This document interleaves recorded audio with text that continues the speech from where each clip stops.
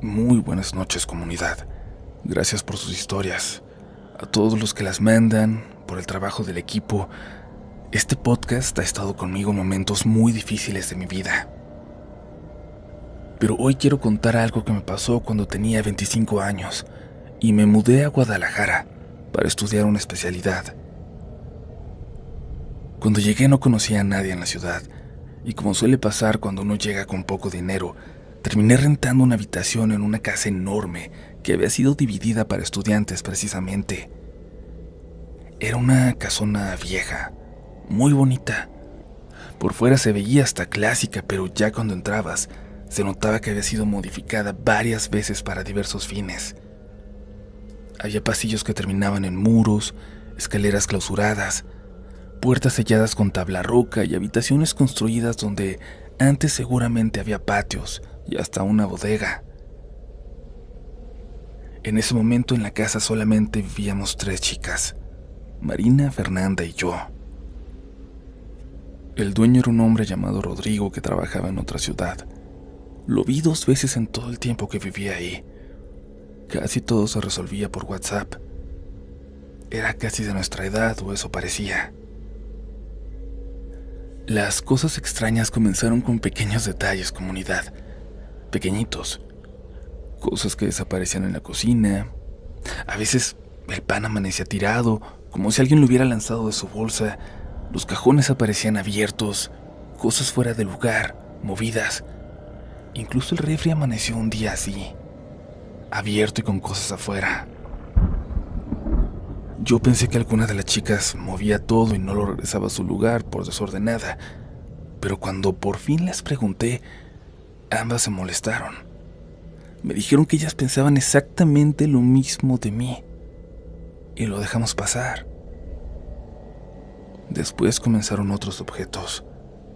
Un cepillo aparecía en otro baño, las llaves cambiaban de lugar, una chamarra que había dejado en mi silla apareció doblada dentro del closet.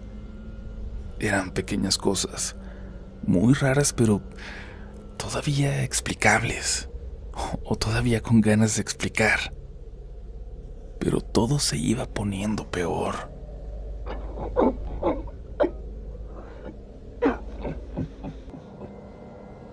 La primera vez que escuché la tos fue unas 3 semanas después de mudarme. Me despertó cerca de las 3 de la mañana. Era una tos horrible, profunda, como lo de una persona desde hace años enferma. Me acuerdo que me incorporé en la cama pensando que alguna de las otras chicas estaba enferma.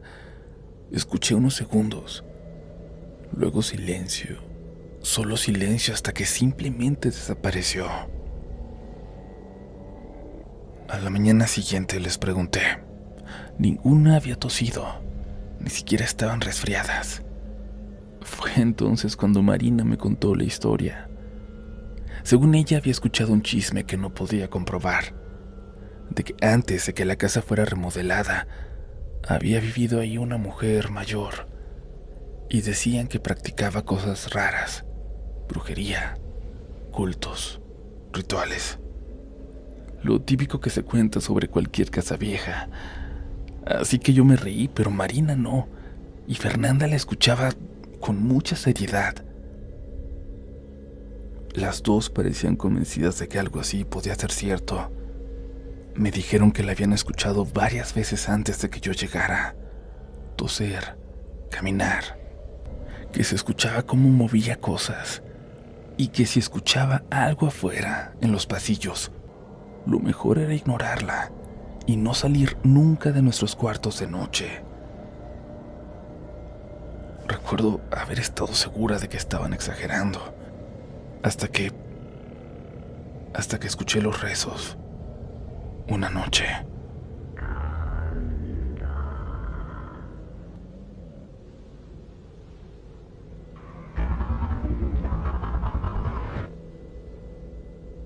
La primera vez fueron apenas unas palabras, tan bajitas que pensé que estaba soñando. Abrí los ojos y me quedé quieta.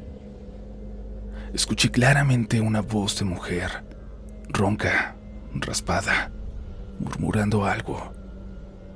No entendí las palabras, pero parecía estar rezando.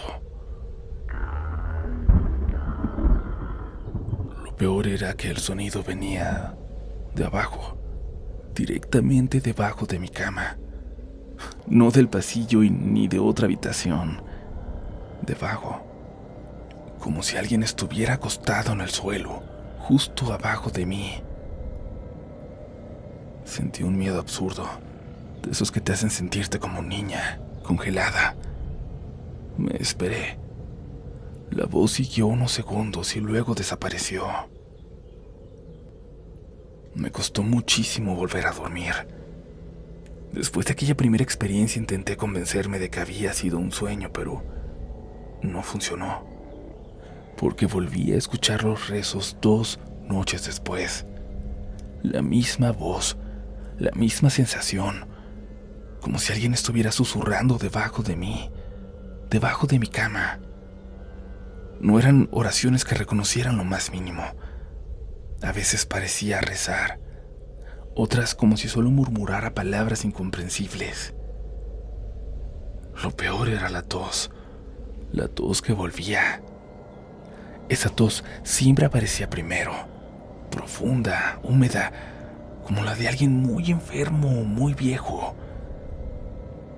Terminé contándoles a Marina y a Fernanda lo que me estaba pasando. Ninguna pareció sorprendida. Marina simplemente me miró y dijo: «Pues es que ya te escogió la bruja».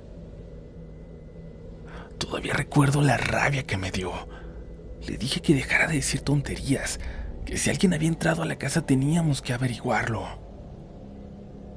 Pero ellas insistían en que tenía que ignorarla, o bien buscar mejor ayuda con alguien que supiera de eso, de lo paranormal. Que no podíamos correrla de su casa, pero que al menos podría ayudarme a dormir bien. Y durante varias semanas, honestamente, yo también empecé a creer que eso necesitaba. Las cosas siguieron moviéndose. Había objetos que desaparecían. Las cosas siguieron moviéndose. Había objetos que desaparecían. Las puertas de la cocina aparecían abiertas. Un vaso que había dejado en la cocina aparecía horas después en el baño. Mi cepillo desapareció durante 3 días y luego volvió a aparecer exactamente donde yo había buscado ya varias veces. También comenzó el olor. Era difícil describirlo. Era algo parecido a humedad, a drenaje, a podrido. A veces aparecía durante unos minutos y desaparecía. Otras impregnaba ciertos pasillos de la casa. Llegó un punto en el que las 3 evitábamos caminar solas durante la noche, y la situación empeoró cuando Fernanda encontró cabello. Estaba limpiando detrás de una cómoda cuando sacó un puñado de cabellos largos, oscuros y enredados, mucho más de lo que una persona perdería normalmente. Nos habló y nos quedamos viéndolo en silencio. Ninguna de nosotras tenía cabello tan largo. Ninguna pudo explicarlo. No había forma de que ese cabello se pudiera explicar. Y unos días después ocurrió algo que me sigue dando escalofríos recordar. Desperté de madrugada. No escuché la tos. No escuché tampoco la voz. Me despertó otra cosa. La sensación de que alguien estaba sentado sobre la cama. Apenas entreabrí los ojos. La habitación estaba oscura. No vi nada, pero sentí claramente que el colchón estaba hundido cerca de mis pies. Me quedé inmóvil, sin atreverme a mover un músculo, sin atreverme siquiera a respirar demasiado fuerte. Poco a poco la presión desapareció, como si aquello hubiera bajado de la cama. Esa noche lloré hasta quedarme dormida. Por primera vez pensé muy seriamente en mudarme, pero los exámenes finales ya estaban cerca No tenía dinero, ni tiempo, ni energía y me quedé ahí. Pero el final, comunidad, llegó unas 3 semanas después.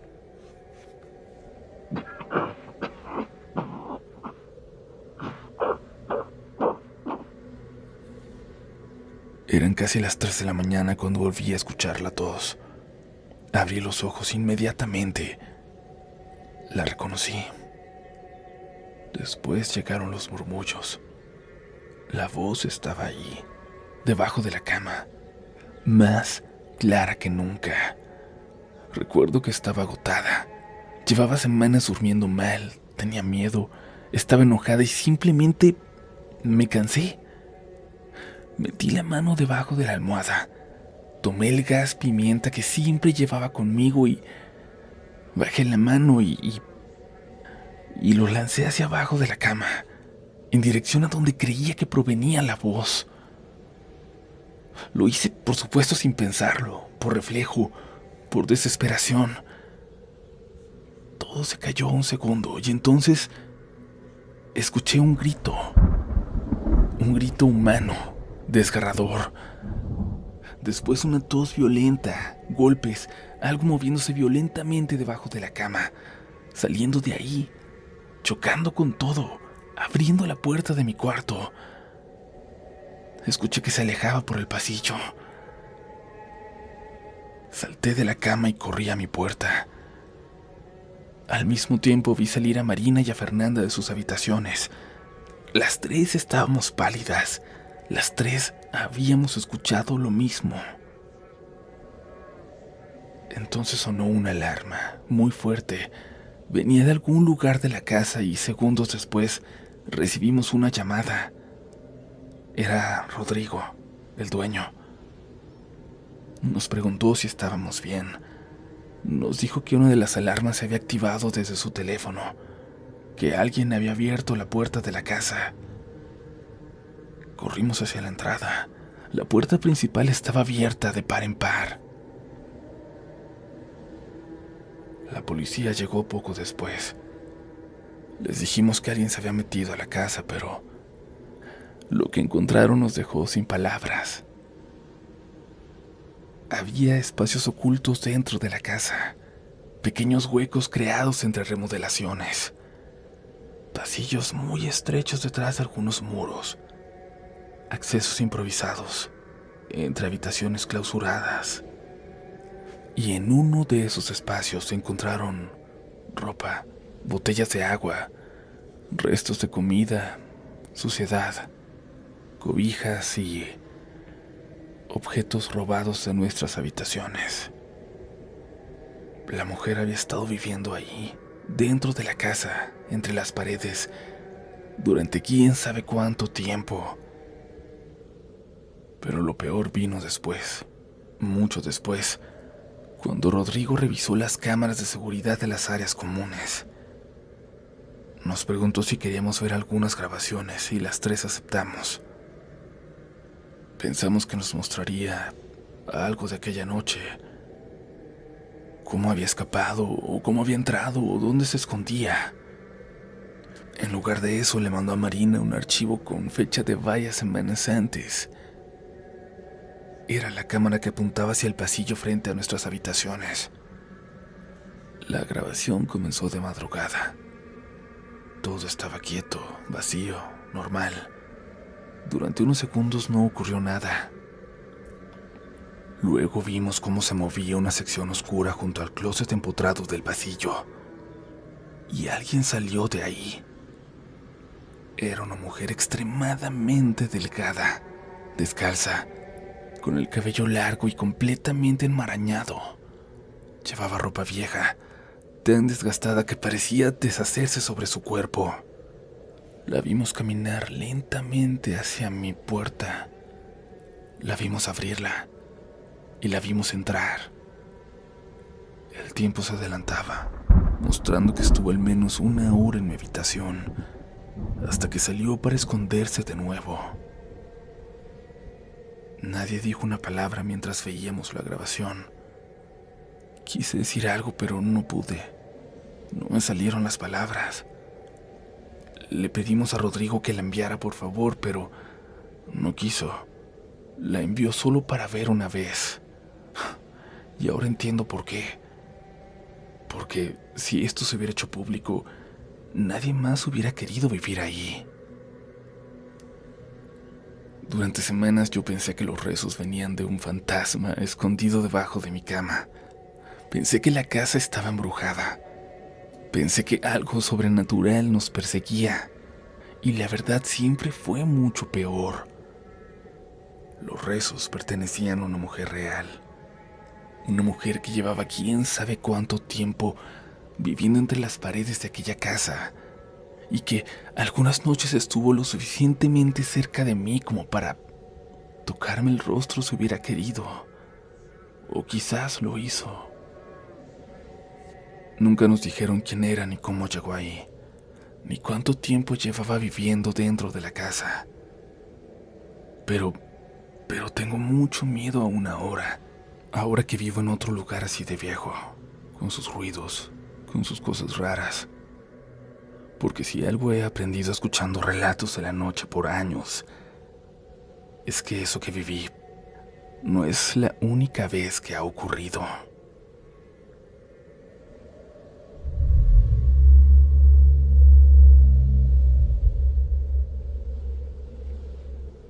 Si has llegado hasta este punto, eres parte de un pequeño porcentaje. Lleva esta distinción con orgullo. Eres de las pocas personas que aguantan completo un episodio de Relatos de la Noche. Y bueno, si además lo escuchas para relajarte o para dormir, eso ya está un poco raro, ¿no? Recuerden, les dejo las redes en la descripción, donde encontrar mi libro en línea también, que ya saben es el mejor regalo para alguien a quien le gusta Relatos de la Noche. Pero ahora, continuamos con más historias.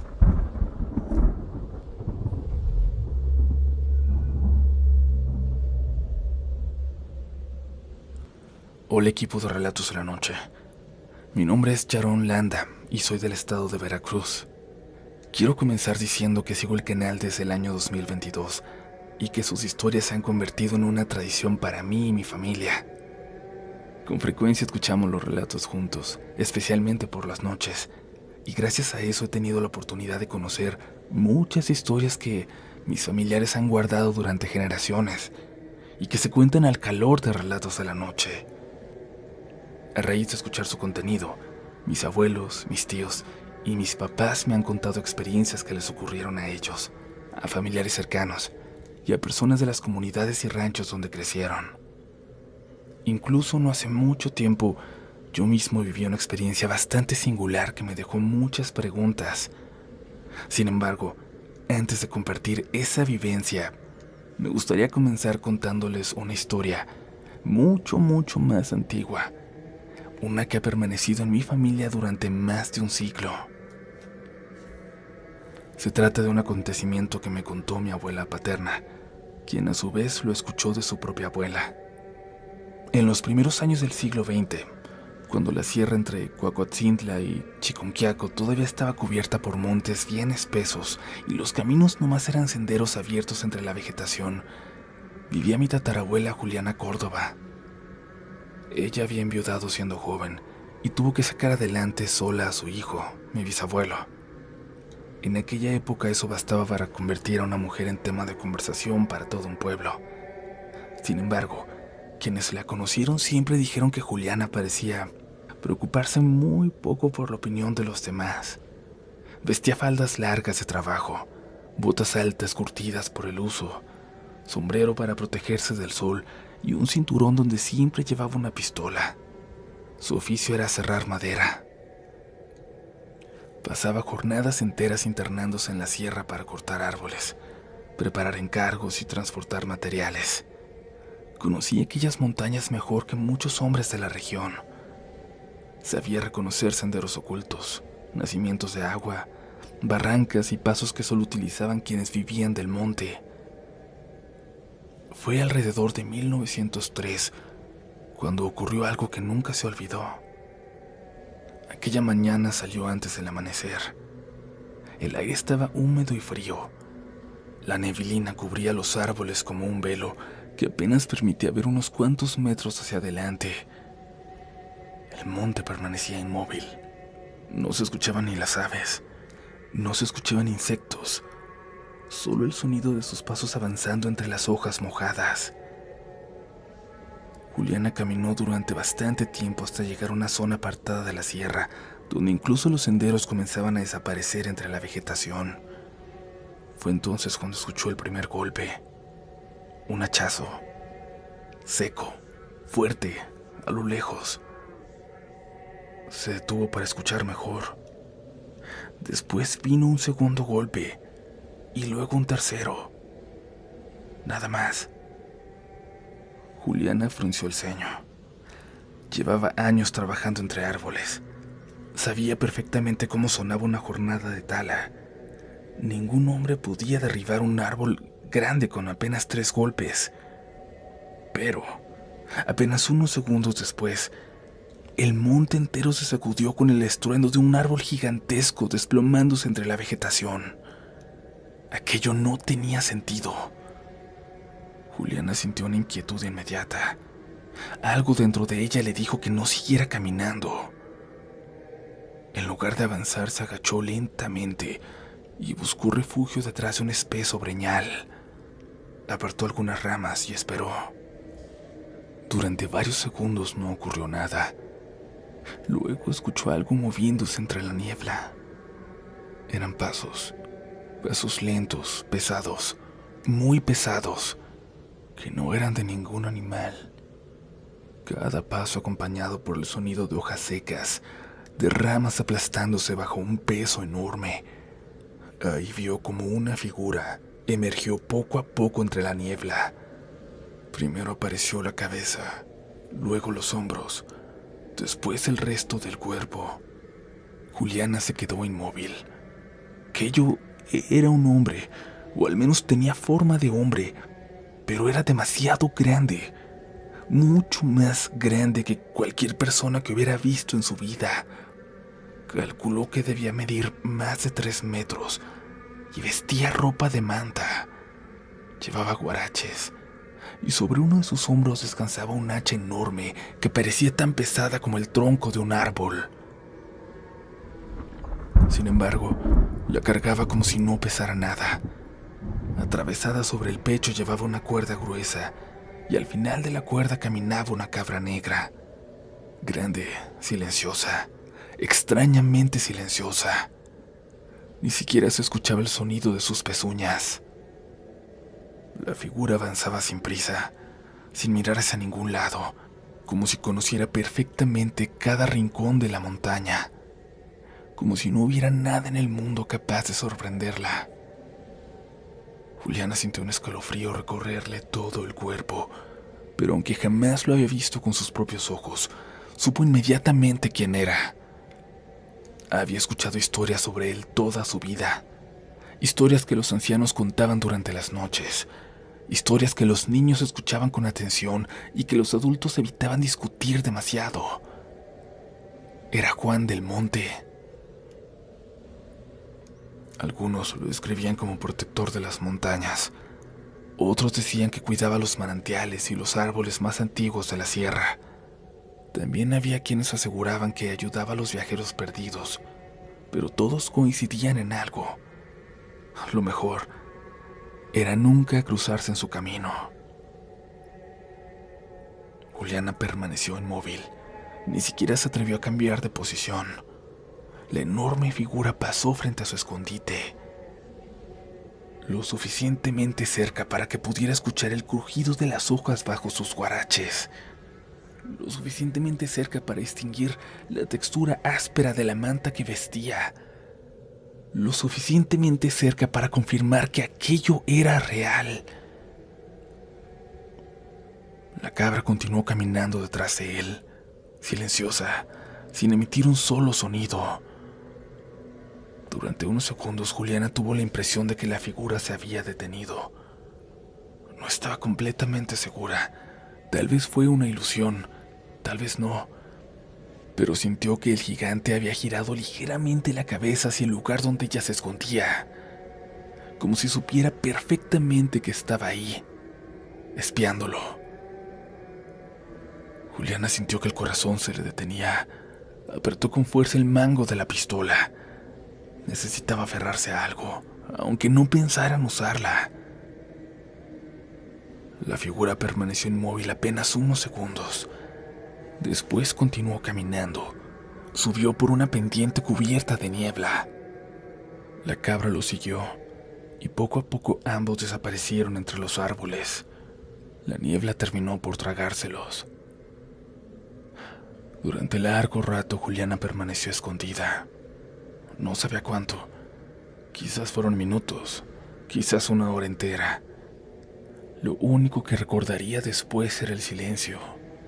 Un silencio muy extraño, como si algo hubiera pasado por aquel lugar y hubiera dejado una huella invisible detrás de sí. Finalmente salió de su escondite. Miró hacia el sendero por el que la figura había desaparecido. Luego observó el sitio donde había escuchado caer el árbol. No encontró ningún tronco derribado, ningún claro reciente, ninguna señal de tala, nada, como si el sonido jamás hubiera existido. Juliana decidió regresar a casa, y aunque continuó trabajando durante muchos años en aquellas montañas, jamás volvió a internarse sola en esa parte de la sierra.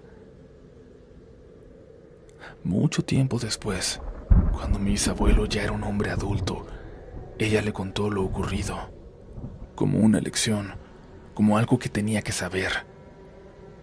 Ella intentó narrarle, compartirle algo que nunca pudo explicarse, y durante el resto de su vida sostuvo exactamente la misma versión, sin cambiar una palabra cada vez que lo contó, sin adornar un detalle. Todavía hoy, en algunas comunidades entre Cuacuauhtzintla y Chiconquiaco, hay personas que aseguran escuchar 3 hachazos durante la madrugada. Esos 3 golpes secos, potentes y precisos, seguidos por el estruendo de un árbol enorme desplomándose entre la vegetación. Un árbol que nadie alcanza a encontrar después. Mi abuelita siempre decía que las montañas son mucho más antiguas que nosotros, que los hombres, y que algunas conservan a quienes las habitaron antes. Quizás tiene razón, y quizás por eso Juliana nunca intentó seguir aquella figura. Hola comunidad, quiero contarles algo que pasó cuando mi hijo era todavía muy pequeño.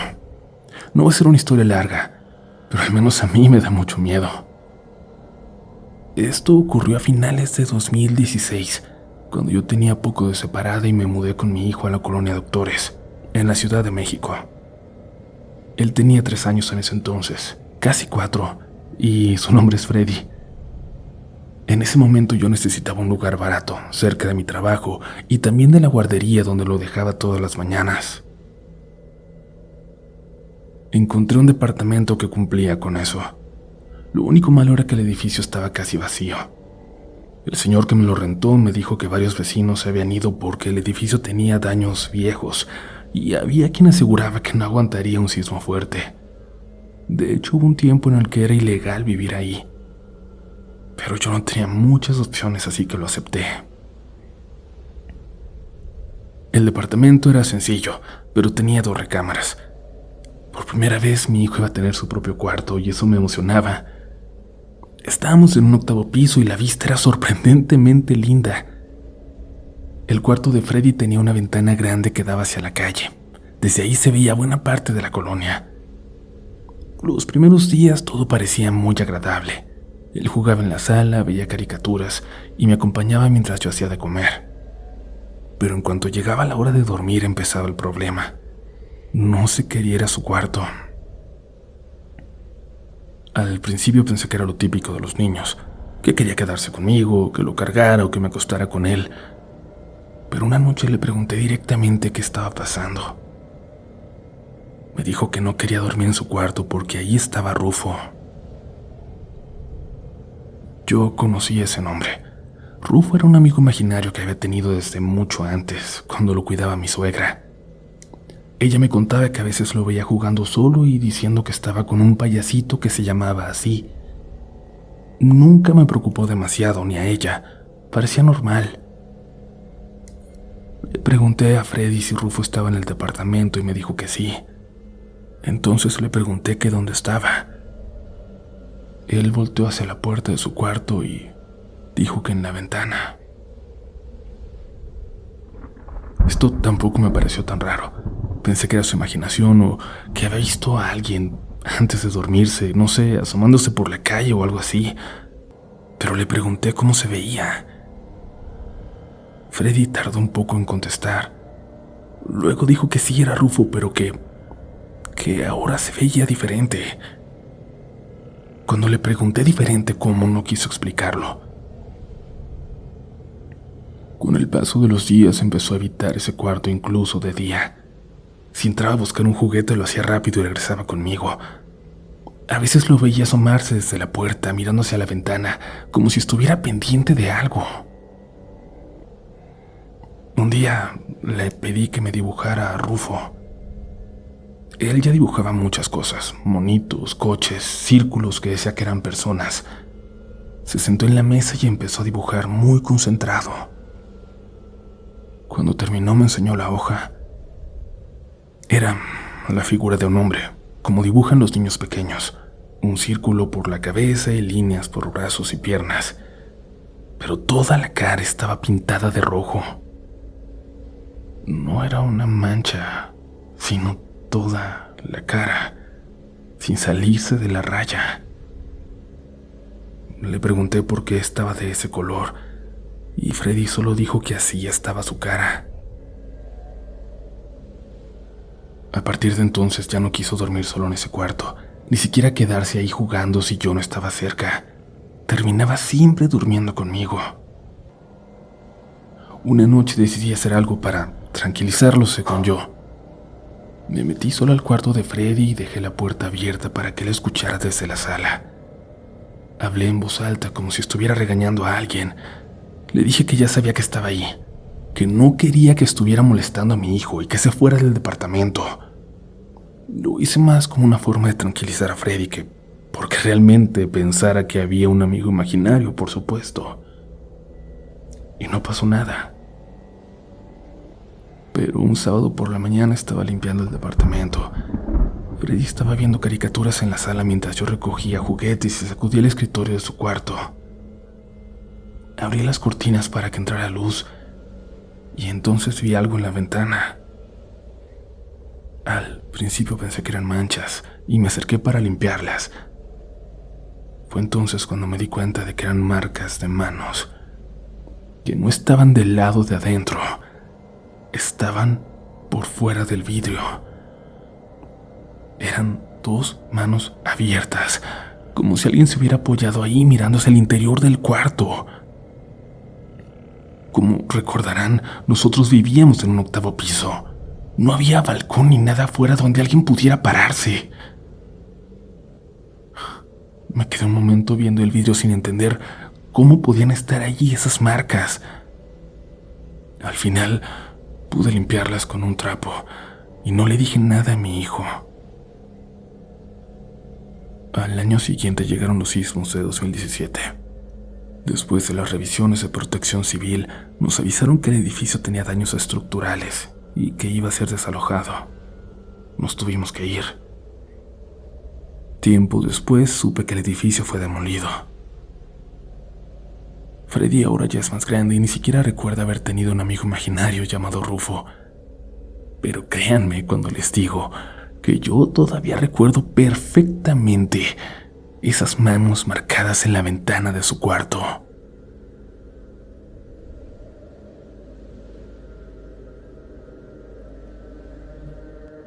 Esto que les voy a contar pasó cuando mi hija tenía 4 años. En ese tiempo ya teníamos como 2 o 3 años viviendo en San Diego, California, en una casa que rentábamos en una zona vieja y muy tranquila de la ciudad. Era una casa mediana, de un piso, de esas construidas en los años 50, con un pasillo largo que conectaba las recámaras con la sala. Mi hija siempre había dormido bien. Desde pequeña tuvo su habitación. Nunca acostumbró a dormir con nosotros ni temerle a la oscuridad. Pero específicamente después de una tormenta que nos dejó sin luz por todo un día, empezaron a pasar cosas raras en la madrugada, como si se hubiera despertado algo. Varias veces mi esposa o yo nos despertábamos porque escuchábamos que hablaba, que estaba hablando bajito como platicando con alguien. Pensamos que hablaba dormida o que estaba soñando, pero una noche me dio más curiosidad de lo normal y al oírla me levanté para ver qué estaba haciendo. Su puerta estaba entreabierta y desde el pasillo se escuchaba su voz. Me acerqué despacio para no despertarla. Cuando me asomé al cuarto no estaba en la cama. La encontré sentada en el piso, justo en la entrada del cuarto, mirando hacia el pasillo mientras hablaba en voz baja. Le pregunté que con quién estaba platicando. Me respondió con total tranquilidad lo siguiente: con la señora que vive en la casa. Pensé que estaba medio dormida, así que la cargué y la llevé de regreso a su cama. Al día siguiente no recordaba nada de lo que había pasado, pero no fue la única vez. Empezó a ocurrir seguido. De madrugada la escuchábamos hablar en voz baja y a veces incluso reír. Cuando le preguntábamos con quién hablaba, siempre respondía lo mismo: con la señora. Dijo que le abría la puerta en la noche desde el pasillo y que le hablaba para que se levantara. Nunca mencionaba otro nombre ni parecía tener miedo. Una tarde, mientras estábamos cenando, dijo algo que nos dejó pensando más todavía. Comentó que la señora estaba triste porque antes su cuarto era el de ella. Nosotros no entendimos bien a qué se refería, pero a mi esposa le dio curiosidad y decidió investigar un poco sobre la casa. Como era una renta, no fue difícil averiguar quién había vivido ahí antes que nosotros. Resultó que durante muchos años habían vivido dos señoras mayores ahí, hermanas. Las dos habían fallecido unos años atrás. Ninguna murió en la casa, según nos dijeron, sino en un hospital después de enfermedades relacionadas con la edad. Eso nos inquietó un poco, pero también tenía una explicación sencilla. Pensamos que quizás algún vecino había comentado esa historia acerca de nuestra hija cuando iba a jugar con una niña que vivía unas cuantas casas de nosotros, donde siempre se reunían niños de la edad. Los niños escuchan más de lo que uno cree. Así que decidimos pasarlo por alto, no ahogarnos en un vaso de agua, porque por supuesto que eso tenía que ser. Pasaron algunos días sin que ocurriera nada extraño, hasta una noche en la que me desperté otra vez al escuchar su voz. Era igual que las otras veces, hablando bajito. Me levanté y caminé hacia el pasillo. La luz estaba apagada, pero entraba algo de claridad desde la sala. Ahí vi a mi hija. Estaba sentada en el suelo, justo afuera de su cuarto, mirando hacia el pasillo mientras hablaba con alguien. No alcancé a escuchar lo que decía, solo su voz. En la pared del pasillo se proyectaba su sombra por la luz que venía desde la sala, pero no era la única sombra que se reflejaba. Había otra más. Era más alta que la de ella, como si alguien estuviera de pie frente a mi hija. Me quedé quieto unos segundos tratando de entender qué estaba viendo, y en cuanto avancé un paso hacia ella, la segunda sombra desapareció. Mi hija volteó a verme como si nada hubiera pasado. La llevé a su cama y no mencioné lo que había visto. Y aún así seguimos pensando que todo tenía alguna explicación, que todo tenía que tenerla. Tal vez era la luz de la calle entrando por alguna ventana o una sombra que se movió cuando yo caminé. Unos meses después ocurrió algo que me hizo recordar esa noche. Habíamos contratado a una niñera para que se quedara con nuestra hija un par de tardes a la semana y cuando salíamos de noche. Era una estudiante de high school, de preparatoria, que vivía cerca y parecía una chica muy responsable. Un día, cuando regresamos a casa muy tarde después de una reunión de nuestro trabajo, nos dijo algo con mucha incomodidad. Nos preguntó si nuestra hija solía levantarse en la madrugada. Le dijimos que sí, que a veces hablaba dormida. Entonces nos contó que esa noche la escuchó hablando desde el pasillo, que se levantó para ver si estaba bien y la vio sentada en el suelo, justo afuera de su cuarto. Dijo que parecía que estaba platicando con alguien. Cuando le pregunté qué quería decir con eso, dudó un momento antes de responder. Luego nos dijo que cuando se asomó al pasillo alcanzó a ver a algo más, que junto a mi hija había otra silueta, como si alguien estuviera de pie frente a ella. La niñera lo que pensó fue que tal vez uno de nosotros había llegado antes y que no se había dado cuenta. Pero cuando se acercó, se dio que no había nadie más. Y claro, esa noche nosotros no estábamos en casa. Las únicas personas ahí, vivas por lo menos, eran ella y mi hija.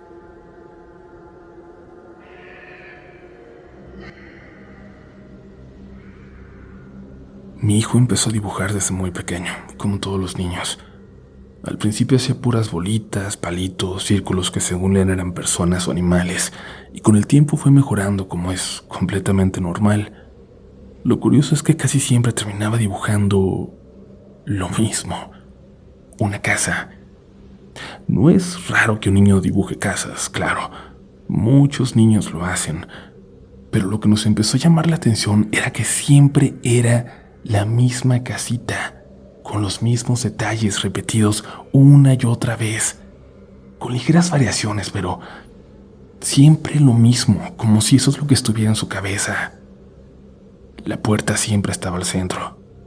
A la izquierda de la puerta había una ventana, y esa ventana siempre estaba rota. La esquina del vidrio, como si le faltara un pedazo.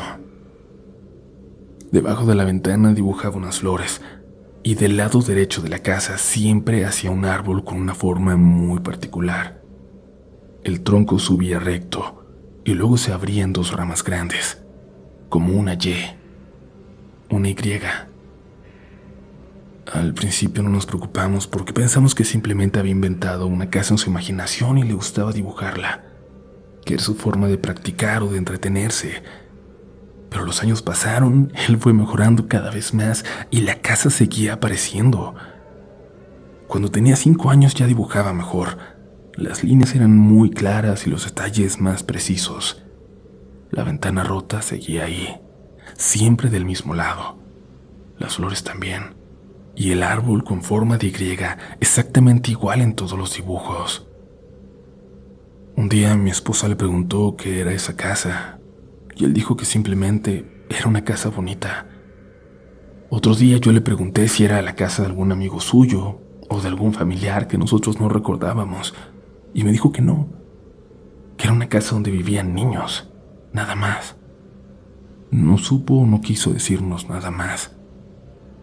Pensamos que era simplemente imaginación de niño, algo que había visto en una caricatura o en algún libro para colorear. Con el tiempo dejó de dibujar tanto como pasa con muchos niños.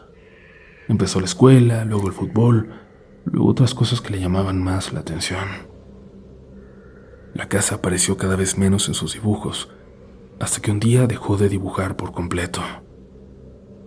Pasaron varios años para la siguiente parte de esta historia. Cuando mi hijo tenía 10 años, mi esposa y yo empezamos a buscar una casa para comprar, por fin. Llevamos mucho tiempo rentando y ya queríamos algo propio, y por fin daban los créditos. Habíamos visto varias propiedades, pero siempre había algo que no nos convencía. Y un día un agente nos habló de una casa que estaba a muy buen precio, una gran oportunidad. Nos dijo que esas oportunidades eran raras en ese barrio, que normalmente las casas ahí costaban bastante más, que no iba a durar mucho en el mercado. Yo le pregunté obviamente varias veces si había algún problema con la casa, y el hombre solo decía que era una casa vieja pero sólida, que nos iba a durar muchos años. Así que aceptamos ir a verla. Fuimos los tres un sábado por la mañana. Cuando llegamos a la calle donde estaba la casa, ya desde el coche mi esposo se quedó en silencio. Y yo también noté lo mismo, casi al mismo tiempo que ella. La casa era exactamente igual a la de los dibujos. La puerta estaba al centro. A la izquierda había una ventana con el vidrio roto en una esquina. Debajo de esa ventana había un pequeño espacio de tierra donde todavía crecían unas flores descuidadas. Y del lado derecho del terreno había un árbol que subía recto y que se abría en dos ramas formando una Y perfecta. Nos quedamos unos segundos mirando la fachada y no dijimos nada. Mi hijo también estaba viendo la casa desde el asiento trasero, pero no parecía sorprendido ni asustado, solo la miraba con mucha atención. Mi esposa me miró y entendimos lo mismo sin necesidad de hablar. No había forma de que entráramos en esa casa. Cuando la gente salió para recibirnos en la banqueta, le dije que habíamos cambiado de opinión, que preferíamos no verla por dentro. El hombre nos miró unos segundos, como si yo hubiera visto esa reacción antes. Después suspiró un poco y dijo que entendía. Nos explicó que normalmente prefería contar la historia de la casa después de que la gente ya había pasado a verla, pero que en nuestro caso no tenía sentido hacerlo después. Que hacía varios años en esa casa vivía una mujer con sus 2 hijos pequeños. Una noche, la mujer mató a los 2 niños dentro de la casa. Luego intentó quitarse la vida sin éxito. El caso salió en las noticias locales y se volvió algo muy comentado en el barrio. Desde entonces la casa cambió varias veces de dueño, pero nadie se quedaba mucho tiempo y al final terminó quedándose vacía durante años. Por eso ahora la vendían tan barata. Nos quedamos escuchando en silencio. Nadie dijo nada durante unos momentos. Al final agradecimos la información y nos fuimos. Esa noche, cuando estábamos en casa, me acordé de todos los dibujos que mi hijo hacía cuando era pequeño. La ventana rota, las flores debajo de la ventana, el árbol con forma de Y. Busqué en una caja donde guardábamos algunas de sus cosas de cuando era más chico y encontré todavía varios. No era nuestra imaginación. Eran prácticamente iguales a la casa que habíamos visto esa mañana. Lo más extraño es que nosotros nunca habíamos pasado por esa calle antes de ese día, ni siquiera ese barrio. Y mi hijo dejó de dibujar esa casa muchos años antes de que nosotros supiéramos que existía. En él no hubo reacción. Simplemente fue como si fuera una casa cualquiera. Y le agradezco a Dios por eso.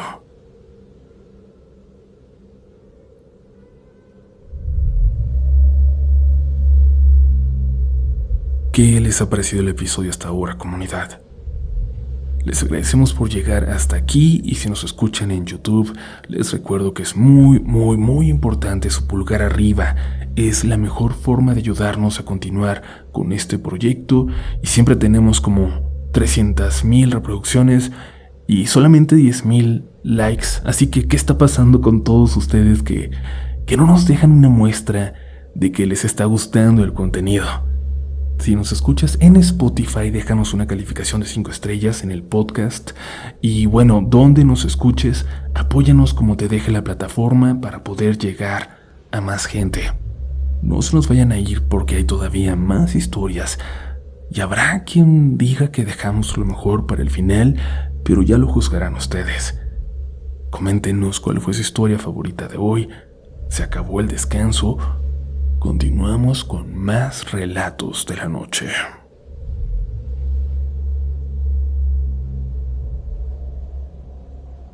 Muy buenas noches y gracias por dejarme ser parte de esta comunidad y hoy compartirles mi historia. Les voy a hablar de un tiempo en el que vivíamos en una casa rentada. Una casa vieja pero muy bonita, de las que todavía tienen pisos de madera y que se escuchan los pasos de todos como película de terror. Cuando nos mudamos, los dueños nos dijeron que algunas cosas se quedarían porque llevaban muchos años en la casa. Entre esas cosas había un par de cuadros colgados en el pasillo que conectaba la sala con las recámaras y que literalmente estaban fijados. Quitarlos arriesgaba dañarlos para siempre. Uno de esos cuadros era una fotografía antigua en blanco y negro. Era la foto de un niño de unos 7 u 8 años, vestido con ropa formal, como los niños de antes. Tenía una expresión seria que siempre me pareció un poco extraña, pero nada más. No me daba miedo. Era simplemente una foto vieja más dentro de una casa vieja. Era parte de su personalidad, supongo. Un tiempo después empezamos a notar algo curioso con mi hija. A veces cuando pasaba por el pasillo, se detenía frente a la fotografía y se quedaba viéndola. Al principio pensé que simplemente le llamaba la atención porque los niños suelen fijarse en cosas que los adultos ni notamos, pero luego empezó a hablarle. De vez en cuando pasábamos por el pasillo y la veíamos parada frente a la foto, hablando bajito, como si estuviera platicando con alguien. Una tarde le pregunté con quién estaba hablando. Me respondió con total tranquilidad que con el niño. Pensé que era un juego y lo dejé así, pero con el paso de los días empezó a hacerlo cada vez más seguido. A veces la escuchábamos decir cosas mientras miraba la foto, y en una ocasión incluso la escuché reír. Cuando le preguntábamos qué hacía, siempre respondía lo mismo, que estaba hablando con el niño de la fotografía. Un día decidí preguntarle cómo se llamaba ese niño. Mi hija respondió de inmediato como si ya lo supiera desde siempre. Dijo que se llamaba Daniel. Eso sí me llamó la atención porque en ningún lugar de la casa decía el nombre del niño. La foto no tenía ninguna placa ni ninguna inscripción. Le pregunté cómo sabía su nombre y dijo que él mismo se lo había dicho. Mi esposa pensó que quizás nuestra hija había escuchado ese nombre en algún momento y lo había asociado con la fotografía. Los niños pueden hacer eso con mucha facilidad. Pasaron algunos días y dejamos de prestarle atención al asunto, pero una tarde, mientras estábamos limpiando el pasillo, me quedé mirando la fotografía con más cuidado. Se notaba que era muy vieja por el tipo de papel y por el marco desgastado, y me dio curiosidad saber quién diablos era ese niño. Unos días después, los dueños de la casa vinieron a revisar unas cosas del jardín que les pedimos. Aproveché para preguntarles por la fotografía en el pasillo. Les señalé el cuadro. Les pregunté si sabían quién era ese niño, si lo conocían. El hombre se quedó mirando la foto durante unos segundos antes de responder. Luego dijo que sí, que ese niño había vivido en esa misma casa muchos años atrás, que era el hijo de la familia que había sido dueña de la propiedad antes que ellos. Me dijo que el niño se llamaba Daniel, que ahora era un adulto, que era él el que les había vendido la casa a ellos. Cuando escuché eso sentí algo muy extraño, pero traté de no demostrarlo. Pensé que tal vez mi hija había escuchado ese nombre en alguna conversación, que simplemente lo había repetido, pero no es una explicación realmente razonable. Con el tiempo mi hija dejó de hablar con el niño de la foto, o al menos nosotros dejamos de notarlo. La vida siguió como siempre y el cuadro permaneció colgado en el pasillo mientras vivimos ahí. Pero siempre tuve esa duda. ¿Con qué hablaba mi hija? ¿Cómo supo el nombre del niño si no era un fantasma? Si ese niño había crecido hasta convertirse en un adulto. Mi mamá dice que había algo más, aprovechándose de esa fotografía. Algo que quizás estuvo ahí desde que el verdadero Daniel habitaba la casa. Que por algo Daniel la vendió en cuanto tuvo oportunidad.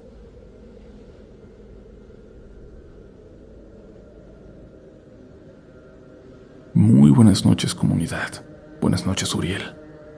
Si es hacerlo, gracias por contar mi historia. Sucede en San Luis Potosí, cuando vivíamos en una casa que nos prestó la abuela de mi pareja, que de hecho era al lado de la suya y la cuidábamos a ella a cambio de poder vivir ahí. Lo que les voy a compartir pasó ya al muy poco tiempo de llegar ahí, en esa etapa de acomodarnos y acostumbrarnos a la rutina de la señora, de aprender los ruidos normales de una casa vieja, de descubrir qué puertas rechinaban. Mi hijo mayor, que en ese entonces era el único, siempre fue un niño muy inquieto. Corría por todos lados, inventaba juegos con cualquier cosa y hablaba solo mientras jugaba. Por eso cuando empezó a hablar con un amigo imaginario, no nos preocupó en absoluto. Muchos niños hacen eso y es completamente normal. Decía que se llamaba Tomás, y con el paso de las semanas empezaron a pasar pequeñas cosas en la casa que nos hicieron notar más ese nombre. La primera fue algo muy simple. Un día encontramos varios juguetes tirados en la cocina. Pensamos que mi hijo los había llevado ahí mientras jugaba y que luego se le olvidó recogerlos, pero cuando le preguntamos dijo que él no los había movido. Dijo que había sido Tomás. Le dijimos que no le echara la culpa a un amigo imaginario y que recogiera sus cosas, pero poco a poco empezaron a aparecer otras situaciones muy parecidas. Un par de veces encontramos cajones abiertos en la sala. En otra ocasión apareció un vaso roto en el suelo de la cocina. Un día mi esposa dejó el control de la televisión sobre la mesa y más tarde lo encontramos tirado en el pasillo. Y cada vez que le preguntábamos a mi hijo qué había pasado, respondía lo mismo, que había sido Tomás. Llegó un momento sí en el que empezamos a molestarnos mucho con él, que lo regañábamos. Pensamos que simplemente estaba haciendo travesuras y que usaba ese amigo imaginario como excusa. Incluso le dijimos varias veces que no era buena idea culpar a alguien que no existía.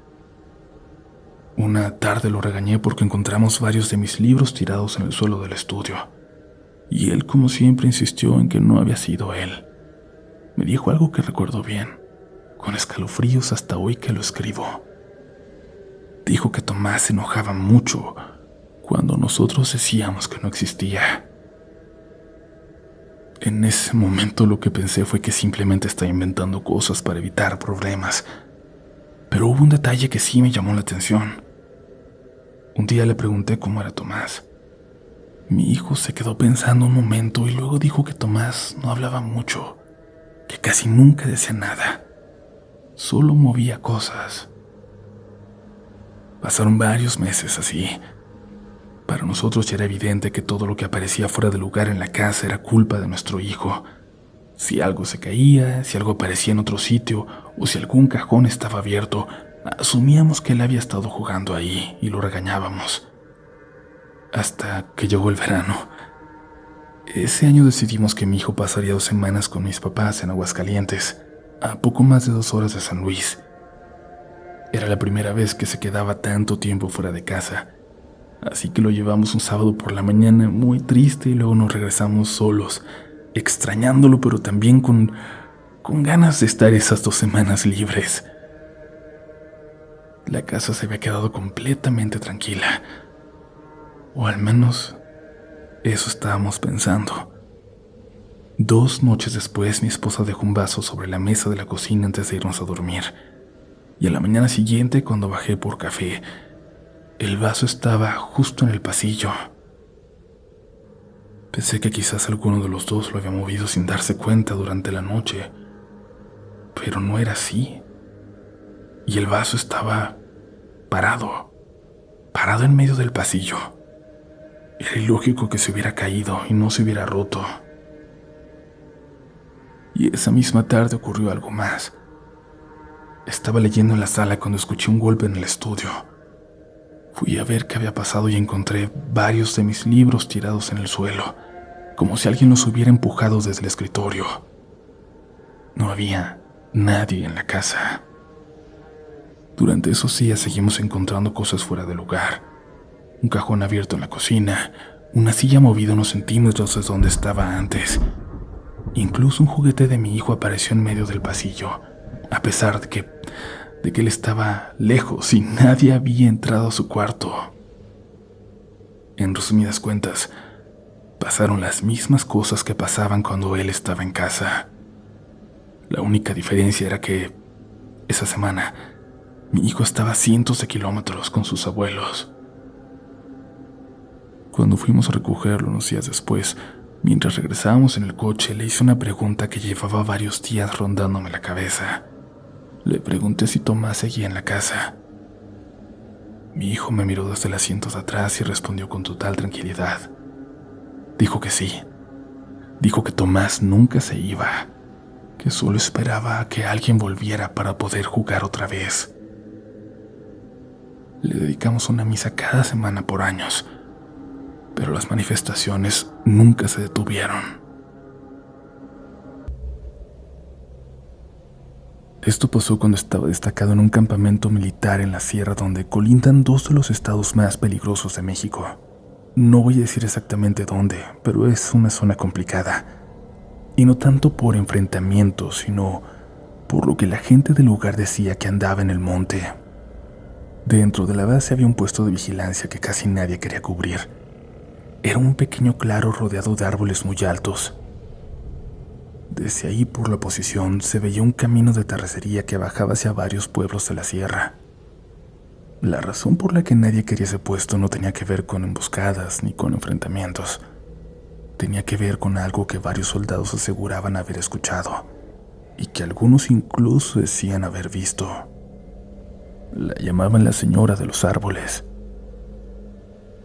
Decían que algunas madrugadas se escuchaba una risa entre las copas de los árboles.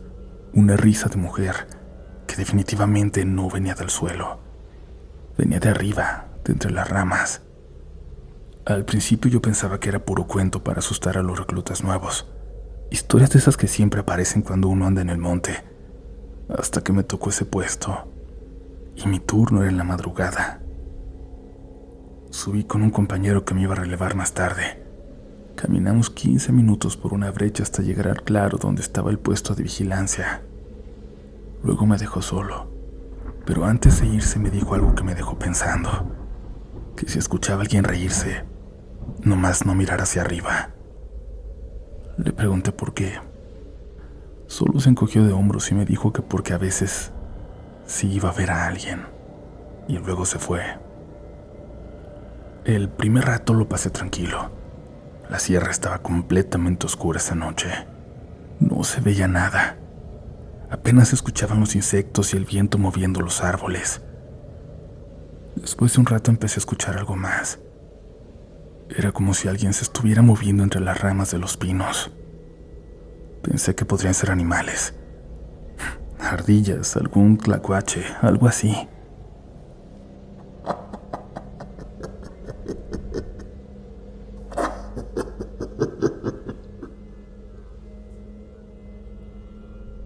Pero entonces escuché la risa. Era una risa baja, como de alguien tratando de contenerla. Venía de arriba, de entre los árboles. Sentí ese tipo de frío que no tiene que ver con el clima. Recordé lo que me habían dicho y traté de ignorarlo.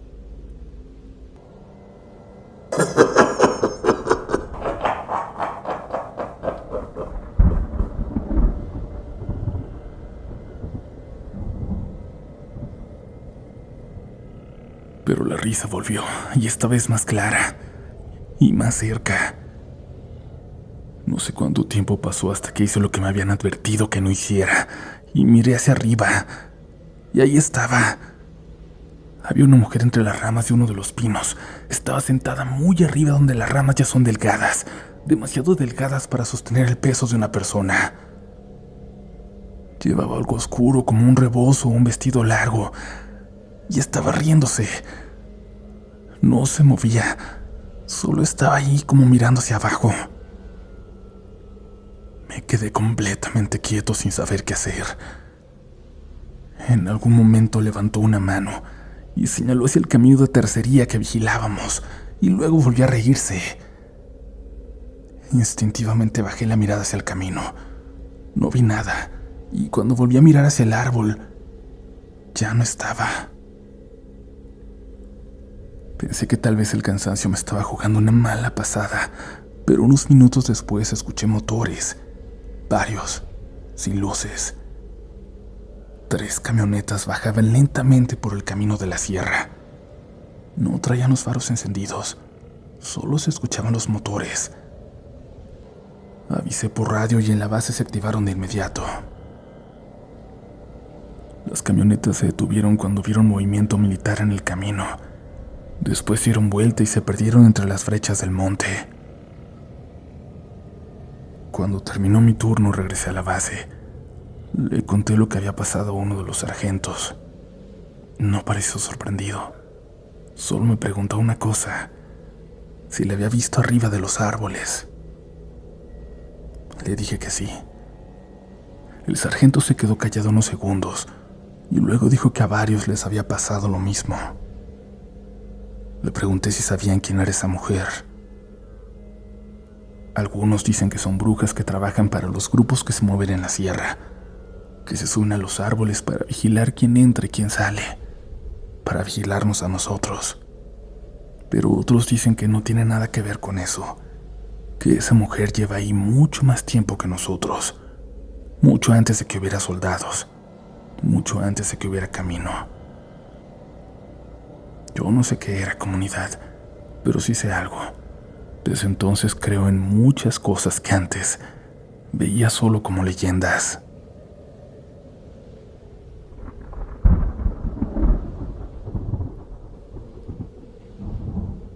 Hola, mi nombre es Roger y soy de Quito, Ecuador. Esto me pasó cuando hice el servicio militar voluntario. El cuartel donde me asignaron estaba junto a un bosque grande que el ejército custodiaba. Ese bosque ya tenía fama entre la gente de por ahí cerca. Decían que ahí habían pasado cosas muy malas durante años. Asesinatos, suicidios de soldados. Incluso historias de que en tiempos de un presidente mandaron ejecutar opositores ahí. Pero lo que más nos repetían los instructores no eran esas historias antiguas. Nos advertían de dos cosas muy concretas.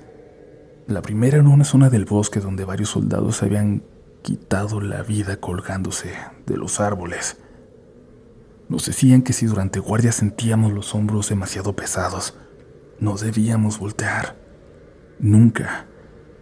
Porque algunos juraban que los colgados se les subían encima de los centinelas, como si quisieran aliviar la presión que todavía sentían en el cuello. La segunda advertencia era todavía más rara. Nos dijeron que a veces de madrugada aparecían unas mujeres muy viejas vestidas de negro, que se metían al bosque sin permiso. Si llegábamos a verlas, nuestro trabajo era impedir que entraran, pero por nada del mundo dejar que nos tocaran. La primera vez que me tocó guardia en ese lugar me asignaron uno de los turnos más pesados, de 2:30 de la noche hasta las 6 de la mañana. Mi puesto iba desde el polígono de tiro, que era prácticamente la entrada al bosque desde el cuartel, hasta las zonas donde empezaba un camino usado por civiles. Tenía que patrullar todo ese tramo caminando, un recorrido de unos 20 minutos. Esa noche hacía frío, llovía ligero y había mucha neblina. Cuando empecé a subir hacia la parte donde estaban los árboles de los suicidios, ya estaba nervioso. No se veía casi nada entre la niebla. Mientras caminaba empecé a escuchar ramas quebrándose, como si alguien caminara entre los árboles. Después vinieron los susurros. Al principio no entendía qué decían, pero poco a poco pude distinguir ya varias voces repitiendo lo mismo. Esto que voy a contar es difícil de creer, y yo mismo lo recuerdo muy borroso, como si hubiera sido un sueño, como si hubiera estado entre dormido y despierto. Las voces decían: recluta, recluta, recluta. Luego otra palabra: firmes, firmes, firmes, firmes. ¡Firmes, recluta! Y de pronto un grito fuerte como de mando. El susto fue tan grande que me di vuelta de inmediato. Al alumbrar con la linterna vi a un hombre parado detrás de mí. Llevaba uniforme militar. Por un segundo pensé que era el sargento de ronda. Ellos suelen aparecer sin avisar para revisar que nadie se duerme en el puesto. Pero algo no estaba bien. El uniforme que llevaba se veía viejo, muy viejo. Y cuando levanté un poco más la luz, pude verle la cara a comunidad. Estaba muy morada. En ese momento recordé lo que nos habían dicho los instructores. No dije nada. Solo me di la vuelta y seguí caminando. Pero mientras avanzaba empecé a sentir algo raro. Mis hombros pesaban cada vez más, como si alguien se estuviera apoyando sobre mí. Miré mi reloj. Eran las 3:31 de la madrugada. Y entonces escuché otra vez el grito: ¡Firmes, recluta! No sé por qué, pero en ese momento levanté la mirada y lo vi. Creo que era el mismo militar, esta vez parado sobre mis hombros. Vi cómo la cuerda todavía colgaba de su cuello. No recuerdo bien qué pensé en ese momento. Solo me salió decir casi por reflejo: «Ya, mi sargento, déjeme patrullar en paz. Usted ya debería descansar». Salí corriendo de esa zona. Cuando dejé atrás los árboles sentí que el peso desaparecía. Me senté un momento para recuperar el aire. Para entonces ya eran casi las 4:10. Decidí no volver a pasar por esa parte del bosque esa noche. Un rato después vi una luz acercándose por el camino. Era el verdadero sargento de ronda revisando los puestos. Firmé mi asistencia y él siguió su camino. Todo parecía haberse calmado, pero todavía faltaba que amaneciera. Serían más o menos las 4:15 cuando vi a alguien intentando meterse al bosque por la entrada. Tomé el fusil y me acerqué. Cuando alumbré vi la silueta de una mujer pequeña, vestida completamente de negro y con un velo. Me habló con una voz de anciana. «Buenas noches, joven. Solo estoy pasando. Este es un atajo para ir a la casa de mi hijo». En ese momento recordé la otra advertencia. Retrocedí un paso y le dije que esa zona estaba restringida hasta las 6 de la mañana. Ella empezó a acercarse más a mí. Primero hablaba como una abuela indefensa. Decía que era una persona mayor que debía ayudarla. Pero mientras avanzaba su voz empezó a cambiar. Más dura. Una voz muy enojada. Intentaba tomarme de la mano. Yo solo seguía retrocediendo sin dejar que me tocara. Llegó un momento en el que rastreé el fusil por puro instinto. Justo entonces escuché pasos corriendo. 2 mujeres jóvenes, también vestidas de negro. Llegaron por el camino y tomaron a la anciana del brazo. Dijeron que era su abuela. Se disculparon y se la llevaron. Se fueron por el camino hasta desaparecer en la neblina.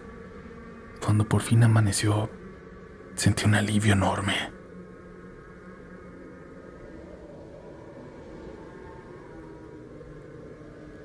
Esto también me pasó durante el servicio militar, en el mismo cuartel del que hablé antes. Después de aquella noche en el bosque me tocó otra guardia, unas semanas más tarde, pero esta vez en un puesto fijo. Era una garita algo alejada de esa zona, aunque seguía estando dentro del bosque. El mismo turno de 3 de la madrugada hasta las 6, ese maldito turno. A esa hora todo se vuelve extraño en el cuartel. El mundo parece detenido. No se escuchan motores ni voces, solo el viento moviendo los árboles.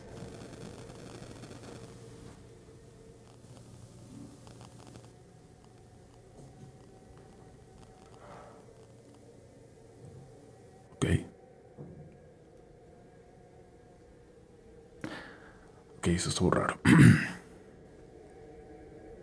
Solo el viento moviendo los árboles.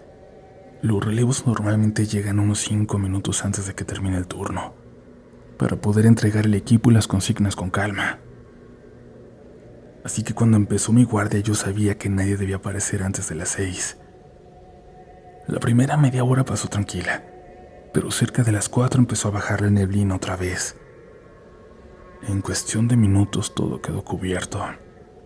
Apenas se veían los árboles más cercanos. Empecé a escuchar pasos. Lo peor era que no parecía ser una sola persona. Eran varios pasos corriendo. Y lo más inquietante es que parecía que estaban dando vueltas alrededor de la garita. Encendí la linterna y alumbré hacia todos los lados, pero no había nadie. Los pasos siguieron unos minutos más y luego se detuvieron de golpe. El silencio volvió. Justo cuando empezaba a relajarme sentí algo muy frío cerca de mi oído, como una corriente de aire, y enseguida escuché un silbido, muy cerca. Después una voz. Seamos amigos. Sí. Me giré inmediatamente y no había absolutamente nadie. No voy a mentir, en ese momento estaba muy nervioso, solo quería que llegara la hora del relevo. Un rato después, desde abajo de la garita escuché una voz conocida. Centinela, relevo. Me asomé. Vi a unos metros acercándose a uno de mis compañeros. Dormíamos en el mismo dormitorio, así que reconocí su voz enseguida. Eso me confundió un poco porque todavía faltaba mucho para las 6. Desde ahí le dije, Body, ¿todavía no es hora? Él se rió un poco y me explicó que lo habían castigado y que por eso lo mandaron a relevar antes. No me pareció tan raro. En el cuartel esas cosas pasan. Así que dejé ahí mi equipo, bajé y me fui. Mientras me alejaba noté algo extraño. Hacía mucho frío de repente, pero en ese momento, la verdad, no le di importancia. Cuando llegué al dormitorio ya casi nadie estaba despierto. Me acosté pero no logré dormir. Alrededor de las 5:30 empezaron a sonar las alarmas de los otros compañeros que debían ir a revelar los huesos de las 6. Todos comenzaron a levantarse. Y entonces vi algo que de verdad hizo que se me bajara la sangre de la cabeza. Mi compañero, el mismo que supuestamente me había relevado, estaba todavía en su cama. Apenas estaba levantando. Me miró y me dijo, Body, ¿qué haces aquí? ¿No estabas de guardia? No supe qué responder. Solo le dije que no me sentía bien y que había dejado el equipo con el sargento de ronda. Él se fue a hacer su relevo normalmente. Hasta hoy tengo duda de quién me hizo el relevo aquella noche.